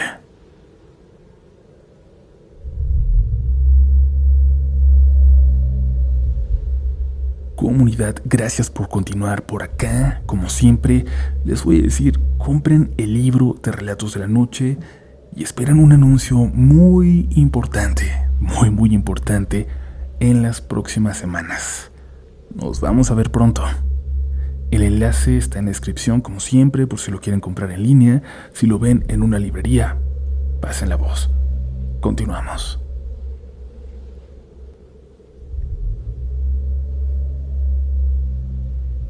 Hola, Uriel. Me llamo Cecilia Valenzuela y te escribo desde Tabasco, en el sureste de México. Llevo años escuchando Relatos de la Noche, primero en YouTube y ahora también en Spotify. Durante mucho tiempo dudé en contar lo que le ha pasado a mi familia y a mí, porque es algo que casi nunca hablamos con otras personas. Esta es la primera vez que lo escribo para alguien fuera de mi familia, desde un camión de pasajeros. Para que se entienda bien lo que me ocurrió hace unos años, tengo que empezar mucho antes, con mi abuelo. Mi abuelito se llamaba Samuel. Cuando él tenía unos 16 años vivía en un pequeño pueblo y visitaba a escondidas a mi abuela por las noches, porque en ese tiempo sus padres no aprobaban la relación. Él siempre contaba que en una de esas noches, mientras caminaba cerca del rastro del pueblo, escuchó que alguien lo llamaba desde la oscuridad. Samuel, ven, acércate que no muerdo. La voz venía desde lo más negro de la noche. Después de esas palabras escuchó una risa que decía que todavía le erizaba la piel cuando la recordaba. Mi abuelo salió corriendo de inmediato, y mientras corría tropezó con algo en el camino y cayó al suelo. Cuando levantó la mirada, vio una figura parada frente a él. Decía que era un animal de más de 2 metros de altura. Su piel era oscura, casi negra, con muy poco pelo. Lo que más recordaba eran las patas. Terminaban en pezuñas como las de un cerdo, y en la cara tenía cuernos y una boca llena de dientes que chocaban entre sí, produciendo un sonido muy extraño. Mi abuelo perdió el conocimiento por el miedo, por el impacto, qué sé yo. La siguiente cosa que recordó fue despertar en casa de mi abuela. El hermano de ella lo había encontrado tirado en el camino cuando regresaba de un baile y lo llevó hasta la casa para ayudarlo. Mi abuelo tardó muchos años para contar lo que había visto aquella noche. Los años pasaron, mis abuelos se casaron y tuvieron 7 hijos. Compraron una casa pequeña donde crecieron todos mis tíos. Pero en esa casa comenzaron a pasar cosas extrañas. Apariciones, ruidos en las noches, sombras que se movían por los pasillos. Mi familia dice que con el tiempo se acostumbraron a vivir así, con eso. Una de mis tías, por ejemplo, estaba un día barriendo el patio cuando sintió un viento muy fuerte que levantó todas las hojas que estaba juntando. Por alguna razón, desde ese día empezó a sufrir ataques de epilepsia que nadie pudo explicar. Con los años, 2 de mis tíos murieron de formas trágicas. Uno se ahogó y otro enfermó de algo que se lo llevó en cuestión de una semana. En ese tiempo había un hombre cercano a la familia que decía tener el don de ver otros planos. Cuando fue al velorio de uno de mis tíos, pidió hablar a solas con mi abuelo. Le dijo que algo lo había seguido desde aquella noche en el rastro del pueblo, que eso estaba pegado a él y que lo había visto desde el momento en que entró a la casa por primera vez. De hecho, tiempo después intentaron hacer un ritual para quitar aquello, pero según mi abuelo nunca lograron terminar el trabajo, por una u otra razón. Mucho tiempo después nací yo. Cuando era pequeña, mis papás vivieron un tiempo en Chiapas, donde vivía mi abuela paterna. Mi mamá siempre cuenta que mi abuela decía que yo tenía un don, que yo iba a seguir con esa tradición. Cuando tenía unos 2 años hablaba mucho con alguien al que yo llamaba el viejito, y todos menos mi abuela pensaban que era un amigo imaginario, como les pasa a muchos niños. Pero un día, mi abuela confirmó sus sospechas. Ella estaba acostada cuidándome cuando escuchó un ruido en el altar que tenía en la casa. Al salir vio algo que según ella parecía un anciano encorvado sentado, y yo estaba entre sus piernas. Decía que las manos de ese viejo eran como tenazas. Cuando gritó una oración y corrió hacia mí, aquello salió corriendo y dice que era como si hubiera desaparecido del cuarto a donde entró, que solo quedó un olor muy fuerte como algo podrido. Mi mamá se asustó mucho por lo que dijo mi abuela y decidió alejarse de esa familia. Los años pasaron y todo parecía haberse quedado en el pasado.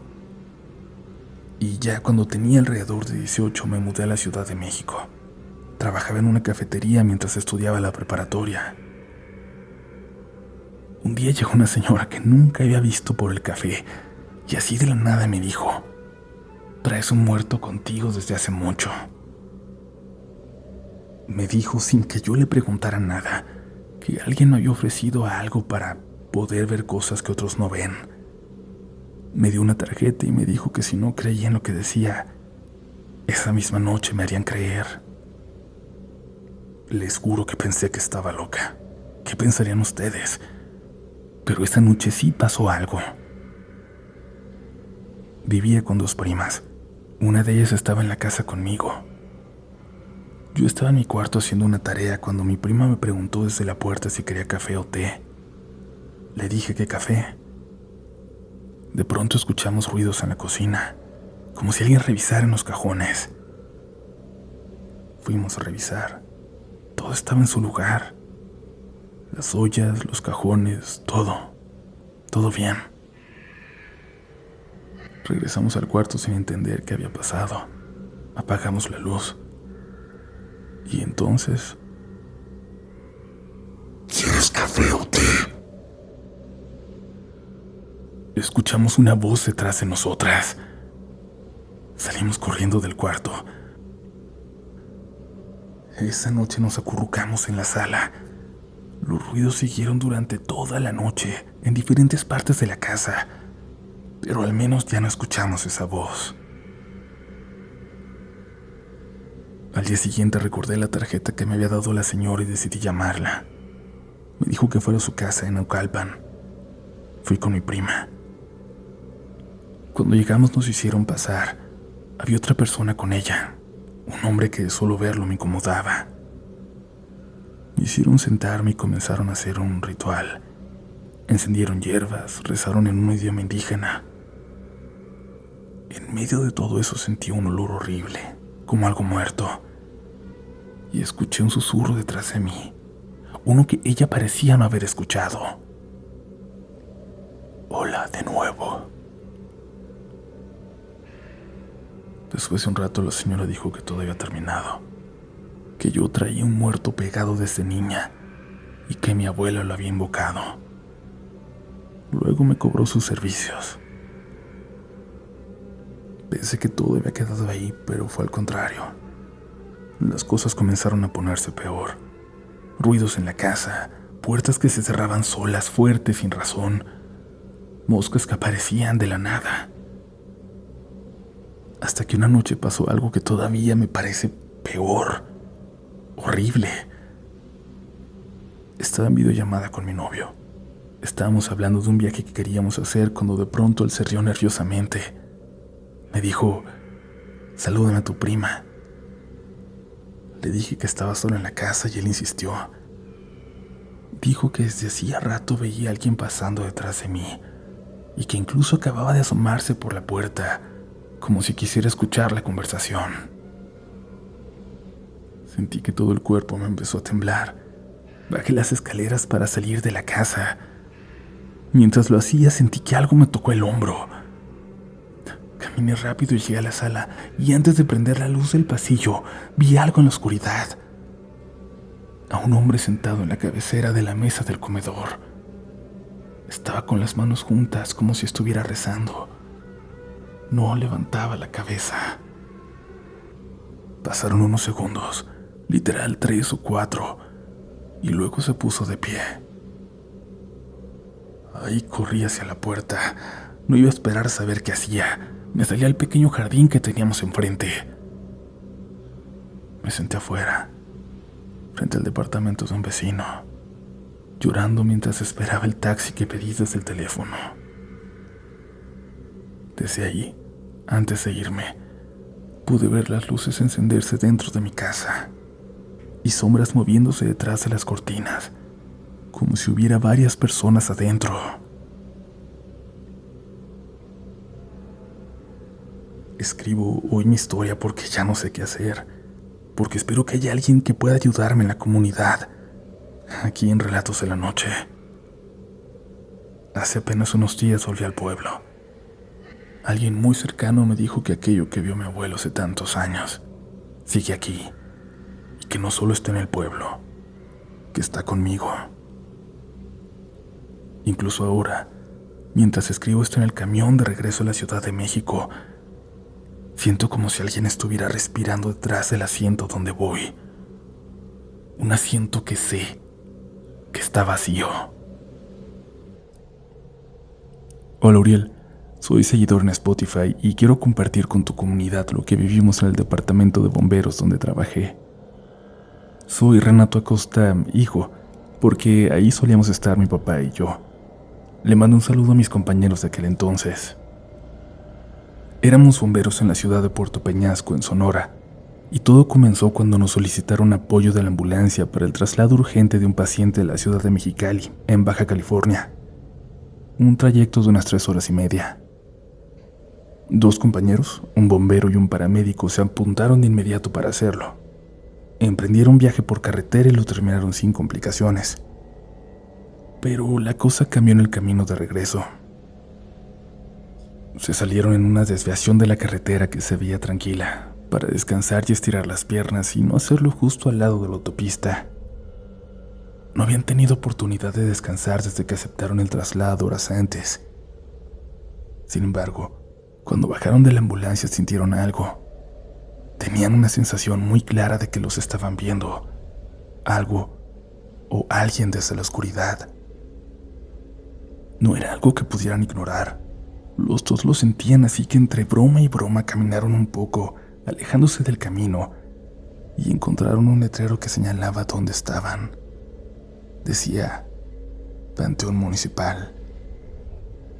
Era extraño porque ni siquiera recordaban que hubiera casas cercanas, un municipio, pero era tal la incomodidad que decidieron no descansar y continuar. Se subieron a la ambulancia y escucharon algo en la parte de atrás, como si alguien se hubiera subido y se hubiera escondido ahí. Prendieron la luz, revisaron. No había nadie, pero de alguna forma podían sentir que no iban solos. Se regresaron más rápido que en el camino de ida con el paciente. Llegaron a la estación pálidos y cuando nos contaron, debo confesar que la mayoría lo tomamos a broma.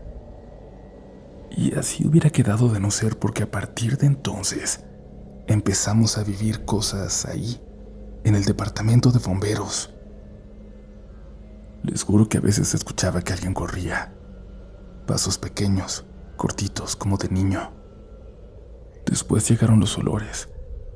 De repente todo el lugar, en la noche sobre todo, olía a flores muertas.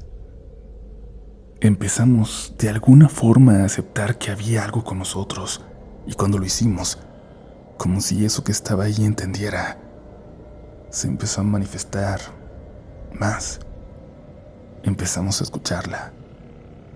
Risas como de niñas se escuchaban en la noche, en las zonas oscuras, pero siempre muy cerca de nosotros. Lo más fuerte le ocurrió a un paramédico, ni siquiera de madrugada, apenas oscureciendo. De repente lo escuchamos gritar y fuimos a ver qué tenía. Dijo que la había visto, que había visto a la niña, que se estaba asomando a donde él estaba y que la había visto con toda claridad. Les hablo de una persona que estaba acostumbrado a ver emergencias, a ayudar en situaciones muy difíciles, de una persona valiente que sin embargo estaba pálido de terror. Ahí sí, ya nadie quería verla, nadie la quería allí. Intentamos de todo lo que nos aconsejaron para hacer que se fuera, pero nada funcionó. Y fue hasta que tocó otro traslado a Mexicali que se le ocurrió algo a los dos compañeros que se la habían traído. Antes de partir abrieron la ambulancia y le dijeron al aire: «Vente, tienes que venir con nosotros, niña». Y entonces emprendieron el viaje. Y cuando volvían a Peñasco, se salieron de la carretera en el mismo lugar. Tomaron el camino oscuro al panteón. Se detuvieron como la primera vez. Ahí uno de ellos dijo: «Bájate. Con nosotros no está tu hogar. Aquí estás en casa». Pasaron unos segundos, minutos. Parecía que no ocurría nada y de pronto se sintió como un suspiro, como si un peso se les hubiera ido de encima, a ellos y a la ambulancia. Y tómenlo como casualidad o como quieran, pero desde esa noche ya no se volvieron a escuchar risas, ni pasos, ni se vio nada extraño en el departamento de bomberos. Yo, al menos, comunidad, nunca voy a detenerme a descansar cerca de un cementerio.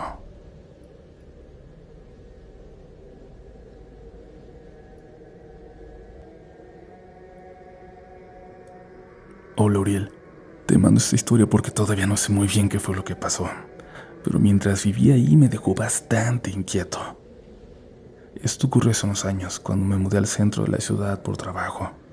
Yo no soy de la capital y necesitaba algo amueblado, así que terminé rentando un cuarto en una vecindad vieja, de esas que parecen una callecita interna con departamentos pequeños a los lados, de techos muy altos, de principios del siglo pasado. Era un lugar raro pero muy tranquilo. No era barato, pero estaba muy cerca de mi nuevo trabajo. La entrada daba a un portón metálico grande. Al cruzarlo había un pasillo largo con apartamentos de ambos lados. Eran pequeños para las familias de antes, pero excelentes para parejas o para mí. El mío hasta me quedaba grande. Los muebles que tenía eran lo básico: una cama, una mesa, una cocina funcional, una sala algo incómoda pero bonita y un baño diminuto. Nada lujoso, pero suficiente y, repito, en una excelente ubicación. La señora que administraba el lugar era una mujer mayor que vivía ahí, en la primera puerta. Ella fue quien me rentó el departamento. Me explicó que el contrato podía ser por mes o incluso por 3 meses. Antes también lo rentaban por semana, pero ya no les convenía. A mí me venía muy bien asegurar un hogar por 3 meses, así que ese fue el que elegí. Mi cuarto estaba casi al fondo del pasillo, lejos de la calle, más silencioso.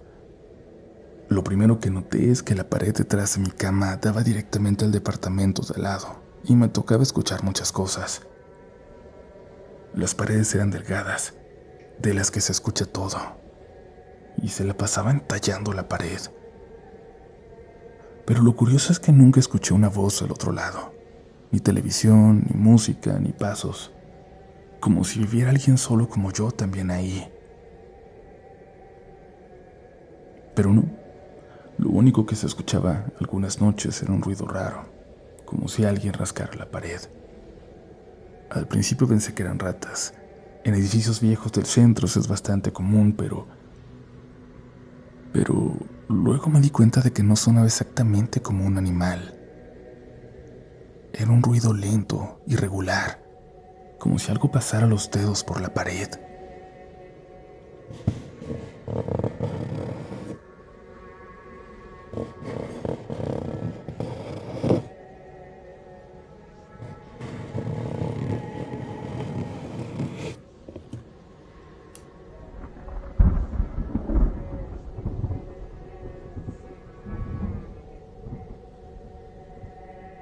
No era todo el tiempo.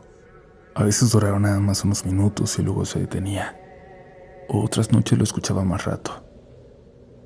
Yo traté de no darle importancia. Pensé que quizás el vecino tenía algún mueble pegado a la pared o algo así. Lo extraño es que nunca lo vi.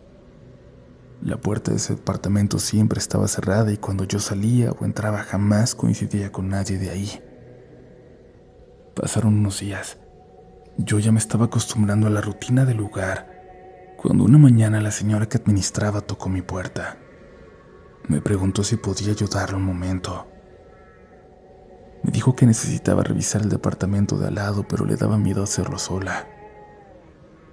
Yo le pregunté si había pasado algo y me explicó que el inquilino no había pagado la renta, y eso según ella no era tan raro. Lo que le preocupaba era que ya habían pasado casi 3 semanas desde el límite y no contestaba el teléfono. Había intentado llamarle varias veces y nada. Ni mensajes, ni llamadas, ni tampoco lo había visto salir.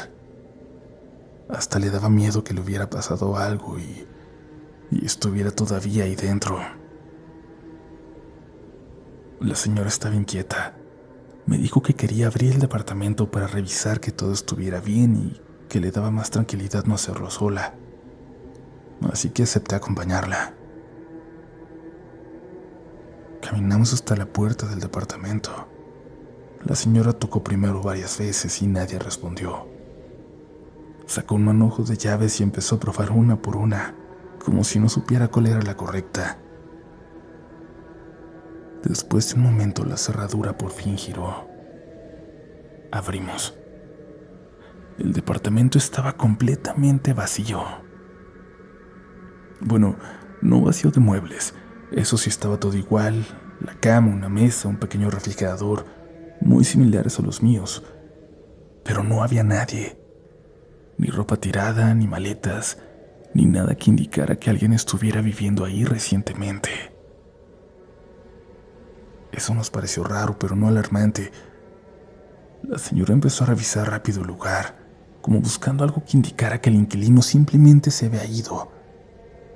Y fue ahí cuando vimos la pared, la que daba hacia mi cuarto.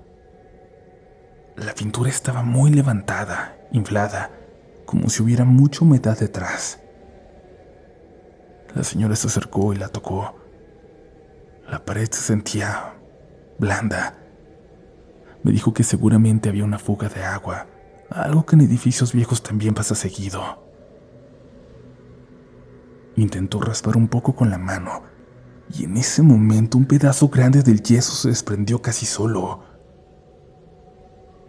La pared estaba muy dañada por dentro.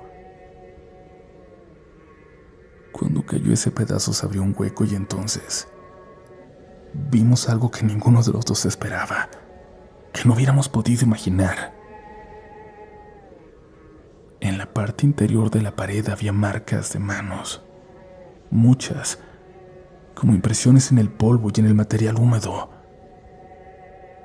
Algunas se veían muy claras, los dedos, la palma, pero lo raro es que estaban del lado de adentro de la pared, como si alguien hubiera estado presionando desde el interior del muro. La señora y yo nos quedamos viendo varios segundos sin decir nada. El hueco de la pared era muy estrecho. Era el espacio que queda entre dos muros, 20 centímetros si acaso. No había forma de que alguien estuviera ahí, ni mucho menos moverse, y además, las manos pintadas ahí eran de tamaño normal. Además, esas marcas estaban frescas. El material todavía estaba húmedo donde se habían marcado. Pero comunidad, el olor, eso fue lo peor. Del hueco salió un olor fuerte, muy desagradable, a suciedad, a excremento, a orina. La señora se tapó la nariz inmediatamente y yo también tuve que hacer lo mismo. Ella dijo que eso ya no estaba bien y que había que llamar para que revisaran la instalación del edificio, porque quizás había una fuga o algo peor. Salimos del departamento y cerramos. Ese mismo día llegaron unas personas a revisar. Según ellos no encontraron nada raro. No había fuga de agua ni tuberías rotas. Solo dijeron que era humedad vieja del edificio. Taparon el hueco con cemento y volvieron a pintar la pared. La señora incluso me dijo que no me preocupara, que esas paredes estaban viejas y a veces pasaban cosas así. Del inquilino que no volvió no podían saber más, pero no era la primera vez que alguien se iba sin avisar. La misma noche que arreglaron todo, escuché otra vez el ruido, más claro que antes. Rasguños del otro lado de la pared, justo detrás de mi cama, como si algo se moviera dentro. Me levanté y golpeé la pared, y el ruido se detuvo por unos minutos.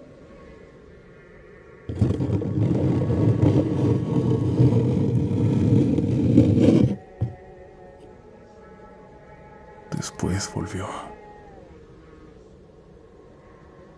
Durante las siguientes noches pasé lo mismo.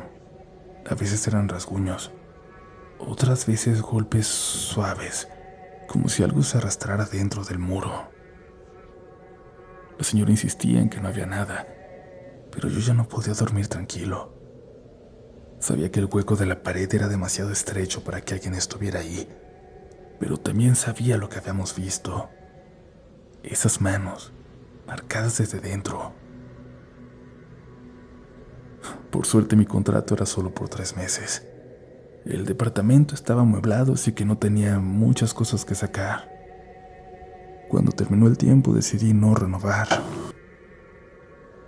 El día que me fui hablé con otro inquilino que llevaba más tiempo que yo viviendo ahí. Le conté lo de la pared, los ruidos, las manos. El muchacho me dijo que no era algo solo de mi cuarto, que eso pasaba en todos. En todos los departamentos se escuchaba algo en las paredes, que varios inquilinos habían dicho lo mismo durante años, que por eso muchos no se quedaban tiempo en esa vecindad. No supe qué pensar de eso, pero mientras sacaba mis cosas por el pasillo, les juro que escuché algo otra vez, un rasguño, pero esta vez en otra pared, como si viniera de más adentro del edificio, como si algo estuviera caminando por dentro de los muros y se raspara. Y todavía recuerdo algo que me llamó la atención cuando salí por última vez.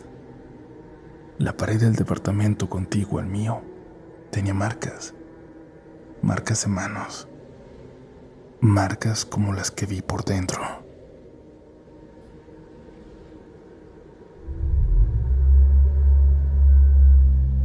Oigan, muchas gracias por seguir por aquí, comunidad. Les recuerdo a toda la gente que nos escucha en Spotify que estamos nominados y pueden votar por nosotros en 2 categorías: terror y top de tops. Si tienen membresía premium tienen más votos y si no, de todas formas pueden votar una vez todos los días para que no se olviden de hacerlo. Solo necesitan tener una cuenta de Spotify, sea premium o sea gratuita, para que no se olviden de votar. En cuanto lo tenga, les voy a dejar el enlace en la descripción de este episodio y en los comentarios. Por lo pronto es hora de ir hasta los pasillos de un hospital a altas horas de la madrugada y continuamos con más historias esta noche.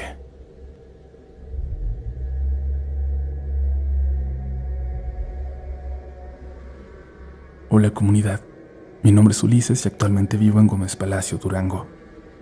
Lo que quiero contar ocurrió cuando mi hijo estaba internado en la clínica de alta especialidad número 71 del IMSS en Torreón. Nació en junio de 2019, pero tuvo varios problemas de salud desde el principio. Pasó mucho tiempo hospitalizado ese primer año de su vida. De hecho, hubo un periodo en el que estuvimos prácticamente viviendo internados con él casi 4 meses seguidos, desde septiembre hasta enero. Cuando uno pasa tanto tiempo dentro de un hospital, empieza a conocerlo de otra forma. Te acostumbras a los horarios, a los ruidos, a las enfermeras que entran y salen, a los cambios de turno. Poco a poco hasta aprendes cómo funciona todo. Mi hijo estaba en pediatría y por una bacteria que había adquirido después de una cirugía, pasaba casi todo el tiempo conectado a antibióticos muy fuertes. Eso nos obligó a organizarnos. Durante el día lo cuidaba mi esposa y por las noches me quedaba yo. Recuerdo muy bien una madrugada. Eran como las 2 o 3 de la mañana. Yo estaba sentado a un lado de la cuna viendo una película en el celular para matar el tiempo. A esa hora normalmente llegaban a revisar medicamentos o a cambiar alguna solución. Así que no me sorprendió cuando de reojo vi que una enfermera entró al área. Movió la cortina que separaba las camas de los pacientes. Desde donde estaba sentado solo alcancé a ver sus pies por debajo de la cuna. Pensé que venía a cambiar el medicamento del bebé, pero pasaron los minutos y no hizo nada. No revisó nada, no habló conmigo, no tocó los aparatos. Lo más extraño es que tampoco recuerdo haberla visto salir. 15 o 20 minutos después llegó otra enfermera, la del turno que ya conocía. Me saludó como siempre y comenzó a cambiar los medicamentos. Le pregunté si ya había ido antes y me dijo que no, que apenas era la primera vez que pasaba esa noche. No supe qué pensar.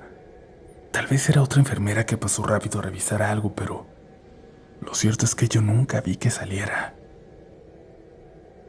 Supongo que eso fue lo primero, pero con el tiempo empezamos a notar otras cosas raras en ese piso. Mi esposa, por ejemplo, evitaba ir al sanitario por las noches. El baño de familiares estaba cerca de una zona donde daban clases los médicos residentes. Esa área siempre permanecía cerrada en las noches. Varias veces me contó que al pasar veía, a través del vidrio de esa puerta, la silueta de una enfermera parada adentro. Pero cuando se detenía a mirar bien ya no había nadie.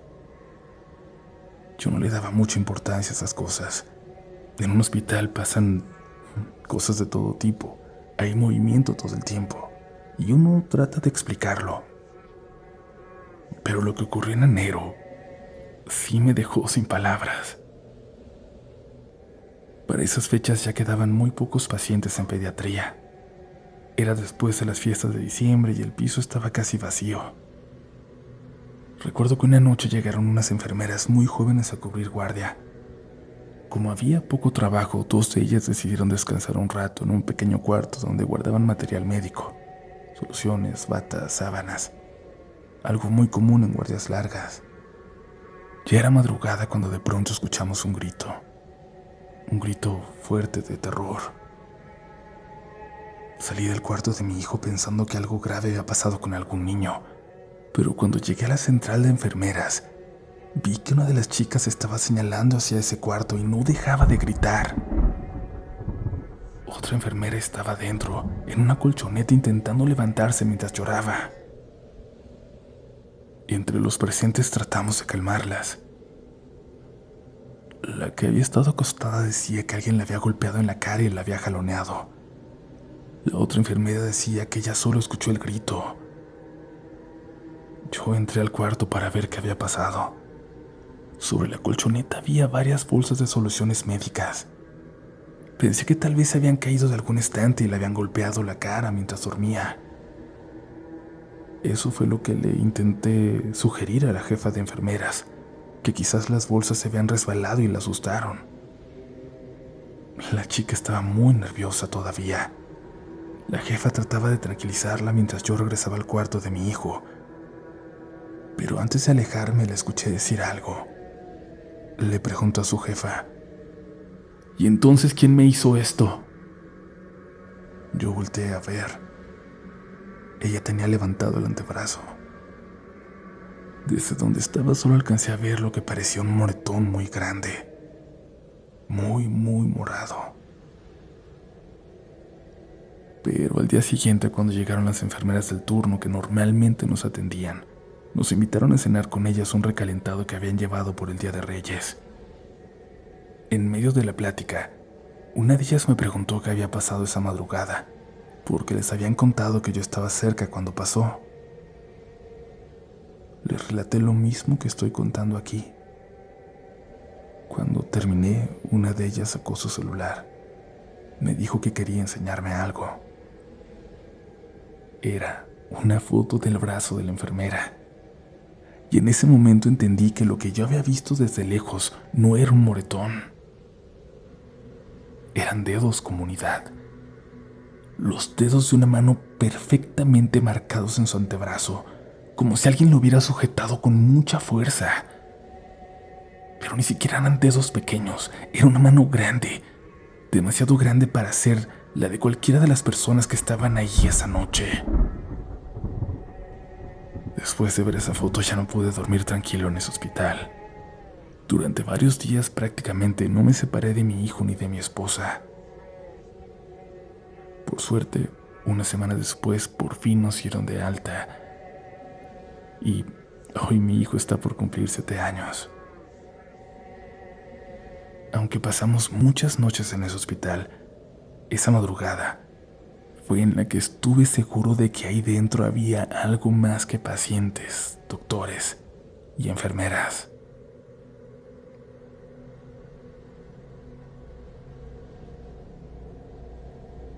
Hola querida comunidad, quiero compartir algo que nos pasó hace unos años cuando mi esposa y yo acabábamos de mudarnos a una casa nueva.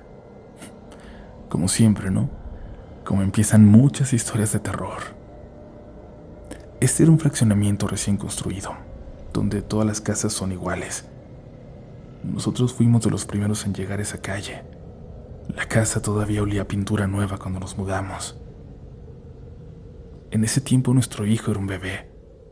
Mi esposa trabajaba cerca de la casa y tenía una rutina muy marcada. Salía temprano, dejaba al niño en la guardería, trabajaba unas horas y regresaba a la casa alrededor del mediodía para comer algo rápido antes de ir por él. Yo tenía un trabajo con turnos muy largos, así que a veces coincidíamos en la casa y a veces no. Un día mi esposa me preguntó algo que en ese momento me pareció muy raro. Me dijo: ¿por qué dejas prendida la radio? Yo le dije que cuál radio, que nunca la escuchaba, y ella me explicó que todos los días cuando regresaba a la casa a mediodía, encontraba la radio de la sala encendida. Era una radio vieja que habíamos comprado en el mercado, más que nada porque se veía bonita al ser tan vieja, no porque sirviera. Como funcionaba la dejamos ahí conectada, además porque se veía bastante bien en el mueble. Lo curioso era que siempre se prendía sintonizada en la misma estación de AM, donde ponían música muy vieja, canciones que sonaban como de los años 50 o 60. Yo le dije que yo no la prendía, y ella pensó que quizás yo me había equivocado, que la había encendido sin darme cuenta. Pero todos los días, total que lo dejamos pasar. Pero siguió ocurriendo. Cada vez que llegaba a la casa a mediodía, la radio estaba prendida y siempre en la misma estación, siempre con esa música antigua. Un día yo regresé antes del trabajo porque había tenido una jornada muy pesada. Mi esposa todavía no llegaba y el bebé estaba conmigo. Decidí acostarme un momento en el sillón de la sala con él en el pecho mientras lo esperaba. No sé cuánto tiempo me quedé dormido, pero desperté con el sonido de la radio. Primero escuché un pequeño clic y después empezó a sonar la música. Era una canción muy vieja, de esas que ponen nada más en AM. Abrí los ojos todavía medio dormido y frente a mí, en el sillón individual que está junto a la radio, había una señora sentada. Una señora mayor de pelo cortito, muy quieta y sentada derechita, mirándonos a mí y al bebé. No dijo nada ni se movió, solo estaba sentada ahí viéndonos. Recuerdo que pensé que tal vez alguien había entrado a la casa o que yo se había dormido, y cuando abrí bien los ojos, la señora ya no estaba. El sillón estaba vacío, pero la radio sí estaba prendida. Estaba sonando. Me levanté de inmediato y revisé toda la casa. No había nadie. Por un lado quería pensar que lo había imaginado, pero por el otro, la radio sí se había prendido. Cuando mi esposa llegó, le conté lo que había pasado. Decidimos llamar a un sacerdote para bendecir la casa. Durante 12 días hicimos oración como él nos indicó. Y después de eso la radio nunca volvió a prenderse sola y nunca volvimos a ver a esa mujer, gracias a Dios. Lo raro es que la casa era completamente nueva. Nadie había vivido ahí antes.